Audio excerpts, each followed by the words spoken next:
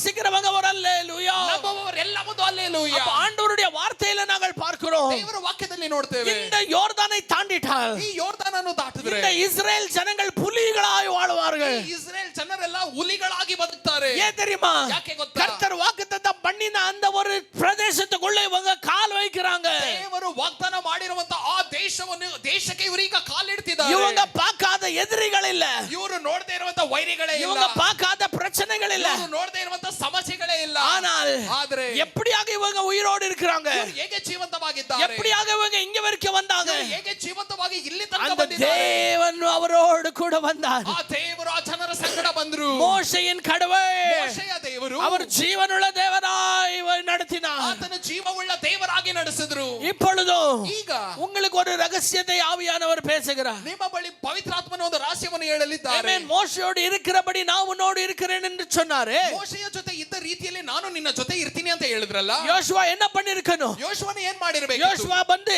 ஒரு கோலை எடுத்து, ಯೋಶುವನ ಒಂದು ಕೋಲನ್ನು ಎತ್ತಿ, மோசே கிட்ட இருந்த அந்த கோலை எடுத்துக்கிட்டு ಮೋಶೆಯ ಬಳಿ ಇದ್ದ ಕೋಲನ್ನು ಎತ್ತಿ அந்த யோர்தானை அடிச்சு ಆ ಯೋರ್ದಾನಿಗೆ ಒಂದು ಒಡೆದು ரெண்டா வந்து பிளந்து ಅದನ್ನು ಎರಡು ವಿಭಾಗವಾಗಿ ಮಾಡಿ அப்படி கொண்டு போயிருக்கணும் இல்ல? ಹಾಗೆ ಕರ್ಕೊಂಡು ಹೋಗಬೇಕಿತ್ತು. ஆனா யோசுவாவின் காலம் அப்படி அல்ல. ಆದ್ರೆ ಯೋಶುವನ ದಿನಗಳು ಹಾಗೆ ಇಲ್ಲ. நான் சொல்றது எத்தனை பேர் கேட்டுட்டு இருக்கீங்க? ಹೇಳೋದು ಎಷ್ಟು ಜನ ಗಮನಿಸ್ತೀರಾ? யோசுவா என்ன சொன்னாரு? ಯೋಶುವನ ಏನು ಮಾಡಿದ್ರು? உன் தடைகள் நீக்கணும் என்றால் தேவ சமூகம் வரணும். ನಿನ್ನ ತಡೆಗಳು ನೀಗಬೇಕು ಅಂದ್ರೆ ದೇವರ ಸಮ್ಮುಖನೇ ಬರಬೇಕು. ஆமென். நான் வந்தால் ನಾ ಬಂದ್ರೆ யோர்தான் ரெண்டாய் பிழையாது. ಯೋರ್ದಾನ್ ಎರಡ ವಿಭಾಗವಾಗಲ್ಲ. ஆனால் அவர் வந்தால், ಅವರು ಬಂದ್ರೆ சொல்லுங்க, அவர் வந்தால் ಹೇಳಿ ಅವರು ಬಂದ್ರೆ ஆமென், யோர்தான் ஒதுங்கிக்கொள்ளும். ಯೋರ್ದಾನ್ ಹಾಗೆ ಸೈಡ್ ಹೋಗುತ್ತೆ. எவ்வளவு பேர் ஆமென் சொல்றீங்க? ಎಷ್ಟು ಜನ ಆಮೆನ್ ಅಂತೀರಾ? யோர்தான் அவருக்கு வழி விடும். ಯೋರ್ದಾನ್ ಆತನಿಗೆ ಜಾಗ ಬಿಡುತ್ತೆ. எத்தனை பேர் ஆமென் சொல்றீங்க? ಎಷ್ಟು ಜನ ಆಮೆನ್ ಅಂತೀರಾ? லேவியர்கள் சுமக்கிற அந்த தேவ பிரசன்னம் பெட்டி, ಲೇವಿಯರು ಓರುವಂತ ಆ ಒಂದು ಮಂಜೂಷದ எல்லாரும் ಪೆಟ್ಟಿ. என்னோட கூட சொல்லுங்க, ಎಲ್ಲರೂ ಅರಿಕೆ ಮಾಡಿ. ஆசாரியர்கள், ಯಾಜಕರು,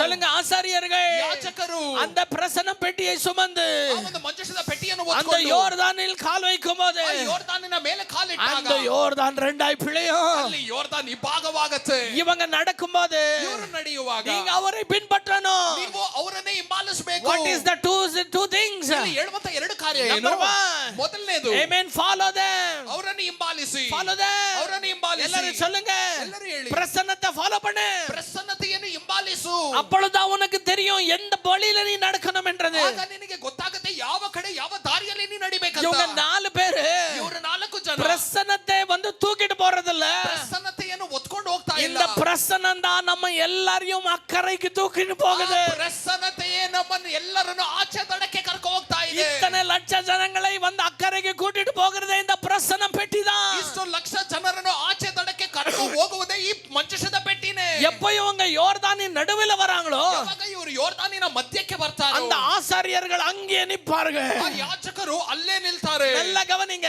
ಚೆನ್ನಾಗಿ ಗಮನಿಸಿ. ஆசாரியர்கள் அங்கே நிற்பாங்க. ಯಾಜಕರು ಹಾಗೆ ಅಲ್ಲೇ ನಿಲ್ತಾರೆ. ஆனா அதுக்கு முன்ன இருந்த கமாண்ட் என்ன? ಅದಕ್ಕಿಂತ ಹಿಂದೆ ಹೇಳಿದ ಆಜ್ಞೆ நீங்க அத பார்த்துட்டே போகணும். ನೀವು ಅದನ್ನು ನೋಡ್ತಾನೆ ಹೋಗಬೇಕು. யாரும் கிட்ட போயிட கூடாது. ಯಾರು ಹತ್ರ ಹೋಗ್ಬಿಡಬಾರದು. ஆமென். யோசுவாவுடைய ஆமென் கட்டளை என்ன? ಯೋಶುವನ ಆಜ್ಞೆಗಳು ಏನು? யாரும் அது கிட்ட போக கூடாது. ಯಾರು ಮಂಜೂಷದ ಪೆಟ್ಟಿ ಹತ್ರ You ಹೋಗ್ಬಿಡಬಾರದು. need to be, ஆமென், 2000 முழம் தூரம் இருக்கணும் நீ. 2000 ಅಡಿಗಳು ದೂರನೇ ಇರಬೇಕು. எல்லாரும் சொல்லுங்க, ಎಲ್ಲರೂ ಹೇಳಿ. அந்த தேவ பிரசன்னம் பெட்டிக்கிட்டே ಆ ದೇವರದ ಮಂಜೂಷದ ಪ್ರಸನ್ನತೆ எல்லாரும் ಪೆಟ್ಟಿಗೆ போயிட முடியாது. ಯಾರು ಹತ್ರ ಹೋಗಕ್ಕಾಗಲ್ಲ. ஆமென். அது மகிமையானதொன்று, ಅದು ಮಹಿಮೆಯಾದ ಒಂದು ಕಾರ್ಯ. பரிசுத்தமானதொன்று. ಪರಿಶುದ್ಧವಾದ ಒಂದು ಕಾರ್ಯ. ஆமென். எல்லாரையும் வாழ வைக்கிறதொன்று. ಎಲ್ಲರನ್ನು ಬದುಕಿಸುವಂತ ಕಾರ್ಯ. ஆமென். யுத்தங்களிலே ஜெயம் கொடுக்கிறதொன்று. ಯುದ್ಧಗಳಲ್ಲಿ ಜಯವನ್ನು ಕೊಡುವಂತ ಕಾರ್ಯ. செராபியர்கள் ஆராதிக்கக்கூடிய தேவ சமூகம் அது. ಸೆರಾಫಿಯರು ಆರಾಧನೆ ಮಾಡುವಂತ ದೇವರ ಸಮ್ಮುಖ ಅದು. ஆமென். அந்த சமூகம் முன்னே செல்லும்போது ಆ ಸಮ್ಮುಖದ ಮುಂದೆ ಹೋಗುವಾಗ உனக்கும் ನಿನಗೂ ஆமென் அந்த பிரசன்னம் பெட்டிக்கோ 2000 முழம் தூரம் ಆ இருக்கணும். ಪ್ರಸನ್ನದ ಪೆಟ್ಟಿಗೆಯ ಮಧ್ಯದಲ್ಲಿ 2000 ಅಡಿಗಳು ದೂರ ಇರಬೇಕು ನೀನು. ஆனா என்ன ஆகும்? ಆದ್ರೆ ಏನಾಗುತ್ತೆ? அந்த பிரசன்னம் பெட்டி நடுவில ஆமென் அந்த கடல் அந்த யோர்தான் நடுவில ಆ ಯೋರ್ದಾನ್ ಮಧ್ಯದಲ್ಲಿ ஆமென் இவர்கள் சுமந்து நிக்கும்போது ಇವರು ಹಾಗೆ ಒತ್ಕೊಂಡು ನಿಲ್ಲುವಾಗ ஜனங்கள் அதை தாண்டி போய்டணும். ಜನರು ಹಾಗೆ ಅದನ್ನು ದಾಟಿ ಮುಂದೆ ಹೋಗ್ತಾ ಇರಬೇಕು. ஆமென். பிரசன்னம் பெட்டி யார் கண் முன்னே தெரியாது. ಯಾರ ಕಣ್ಣಿನ ಮುಂದೆ ಪ್ರಸನ್ನತೆ ಪೆಟ್ಟಿ ಕಾಣಿಸ್ಕೊಳ್ಳಲ್ಲ. ஏனென்றால் ಯಾಕಂದ್ರೆ தேவ பிரசன்னம் பெட்டி வந்து ஆமென் பரிசுத்தமான ஸ்தலத்தில் வைக்கப்படுகிறது ஒன்று. ದೇವರ ಪ್ರಸನ್ನತೆ ದೇವರ ಮಂಜೂಷದ ಪೆಟ್ಟಿಯು ಪರಿಶುದ್ಧವಾದ ಒಂದು ಸ್ಥಳದಲ್ಲಿ ಇಡುವಂತ ಒಂದು Amen. It is not anything that can be reached every time. ಅದು ಎಲ್ಲಾ ಸಾರಿ ಎಲ್ಲರಿಗೂ ತಲುಪುವಂತ ಒಂದು ವಸ್ತು ಅಲ್ಲ. It is not a thing that everyone can view it any time. ಎಲ್ಲಾ ಸಮಯದಲ್ಲಿ ಹೋಗಿ ಅದನ್ನು ಭೇಟಿ ಮಾಡುವಂತ ಒಂದು ವಸ್ತು ಅದು ಅಲ್ಲ. அது பரிசுத்தமான அதி பரிசுத்த ஸ்தலத்தில் இருக்க வேண்டியது. Amen. யோர்தான் நடுவில் நிக்குது. ಅದು ಅತಿ ಪರಿಶುದ್ಧವಾದ ಸ್ಥಳದಲ್ಲಿ ಇರಬೇಕಾಗಿರುವಂತ ಒಂದು ಪ್ರಸನ್ನತೆ ಯೋರ್ದಾನಿನ ಮಧ್ಯದಲ್ಲಿ ಈಗ ನಿಂತಿದೆ. ಆಮೆನ್. ಜನங்க தண்ணீரை கடந்து செல்வதே ஒரு ஆச்சரியம். ಜನರು ಆ ನೀರನ್ನು ದಾಟಿ ಹೋಗುವುದೇ ದೊಡ್ಡ ಆಶ್ಚರ್ಯ. அதுல ஒரு பெரிய ஆச்சரியம். ಅದರಲ್ಲಿ ಇನ್ನೊಂದು ಆಶ್ಚರ್ಯ ಏನು ಗೊತ್ತಾ? ಆಮೆನ್. அந்த பிரசன்னம் பெட்டிய பக்கத்துல இருந்து பார்த்துட்டு போறாங்க. ಒಂದು ಪ್ರಸನ್ನತೆ ಪೆಟ್ಟಿಯನ್ನು ಹತ್ತಿರದಿಂದ ನೋಡ್ತಾ ಹೋಗ್ತಾ ಇದ್ದಾರೆ. ஆசாரியர்கள் மிக பயபக்தியோடு, ಯಾಜಕರೆಲ್ಲರೂ ಭಯಭಕ್ತಿಯಿಂದ, ಆಮೆನ್, அவர்கள் தேவன் மேல் பயபக்தியோடு, ಅವರು ದೇವರ ಮೇಲಿರುವಂತ ಭಯಭಕ್ತಿಯಿಂದ அவர்கள் அதை சுமந்து நிக்கும்போது ಅವರು ಹಾಗೆ ಅದನ್ನು ಒತ್ಕೊಂಡು ನಿಂತಿರುವಾಗ இஸ்ரவேல் ஜனங்கள் அந்த தேவ சமூகத்தை பக்கத்துல இருந்தே பார்க்கறாங்க. ಇಸ್ರೇಲ್ ಜನರು ಆ ದೇವರ ಪ್ರಸನ್ನತೆಯನ್ನು ಹತ್ತಿರದಿಂದ ನೋಡ್ತಿದ್ದಾರೆ. யாரும் பண்ண முடியாததொன்று, ಯಾರು ಏನು ಮಾಡಕ್ಕಾಗದೇ ಇರುವಂತ இது வெறும் எங்களை ஐகுப்தில இருந்து விடுதலையாக்கின அந்த தேவ சமூகம். ಇಷ್ಟು ತನಕ ಐಗುಪ್ತದಿಂದ ನಮ್ಮನ್ನು ಬಿಡುಗಡೆ ಮಾಡಿದ ಆ ದೇವರ ಸಮ್ಮುಖ. ಆಮೆನ್. செங்கடலை பிளந்த அந்த தேவ சமூகம். ಕೆಂಪು ಸಮುದ್ರವನ್ನು ಎರಡಾಗಿ ಮಾಡಿದ ದೇವರ ಸಮ್ಮುಖ. ಆಮೆನ್. ಮೇಘ ಸ್ತಂಭமாய் ಅಗ್ನಿ ಸ್ತಂಭமாய் இறங்கி வந்த அந்த தேவ சமூகம். ಮೇಘ ಸ್ತಂಭವಾಗಿ ಅಗ್ನಿ ಸ್ತಂಭವಾಗಿ ನಮ್ಮ ಬಳಿ ಇಳಿದು ಬಂದ ಆ ದೇವರ ಸಮ್ಮುಖ. ಆಮೆನ್. ಮನ್ನಾவை கொட்டின அந்த தேவ சமூகம். ಮನ್ನವನ್ನು ಸುರಿಸಿದ ಆ ದೇವರ ಸಮ್ಮುಖ. பாறையிலிருந்து தண்ணீரை ஊற்றின அந்த தேவ சமூகம். ಬಂಡೆಯಿಂದ ನೀರನ್ನು ಹರಿಸಿದ ಆ ದೇವರ ಸಮ್ಮುಖ.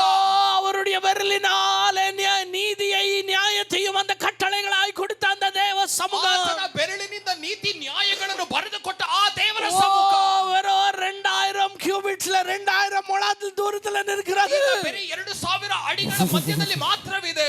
இந்த நிக்கிற அந்த கடலை அந்த தண்ணீரை பார்க்கவா? ಹಾಗೆ ನಿಂತಿರುವಂತಹ ನದಿಯನ್ನು ನಾನು ನೋಡ್ಲಾ? இதை உண்டாக்கின அந்த பிரசன்னத்தை பார்க்கவா? ಸೃಷ್ಟಿ ಮಾಡಿರುವಂತಹ ಪ್ರಸನ್ನತೆಯನ್ನು ನೋಡ್ಲಾ? கரங்களை தட்டி சொல்லுங்க, நீர் மகிமையானவர், ನೀವು ಮಹಿಮೆಯಾದವರು, நீர் மகிமையானவர், ನೀವು ಮಹಿಮೆಯಾದವರು. ரபா சந்தரபா. ஹalleluya, ஹalleluya. வேதம் சொல்லுகிறது, ಸತ್ಯವೇದ ಹೇಳುತ್ತೆ, அவர்கள் அப்படியே கடந்து போனார்கள். ಅವರು ಹಾಗೆ ದಾಟಿ ಹೋದರು. அவர்கள் அப்படியே கடந்து ಅವರು போனார்கள். ಹಾಗೆ ದಾಟಿ ಹೋದರು. ஹalleluya, ஹalleluya, ஹalleluya. ஹalleluya. யோர்தானை கடந்து விட்டால் ಯೋರ್ದಾನನ್ನು ದಾಟಿಬಿಟ್ರೆ உன் வாழ்க்கையில இருக்கிற தடையெல்லாம் ஒடிஞ்சு போச்சு. ನಿನ್ನ ಜೀವನದಲ್ಲಿ ಇರುವಂತ ತಡೆ ಎಲ್ಲ ಮುರಿದೋಗುತ್ತೆ. அங்க எரிகோவில நீ பண்ண வேண்டியது ஒண்ணுமே இல்ல. ಅಲ್ಲಿ ಎರಿಕೋದಲ್ಲಿ ನೀ ಮಾಡಬೇಕಾಗಿರೋದು ಏನು ಇಲ್ಲ. இந்த சமூகமே அதை செய்யும். ಈ ಸಮ್ಮುಖವೇ ಅದೆಲ್ಲವನ್ನು ಮಾಡುತ್ತೆ. இந்த சமூகமே அந்த செவரெல்லாம் கீழே ಆಮೆನ್ ಕುಪ್ಪೆಯಾ ಮಾತು.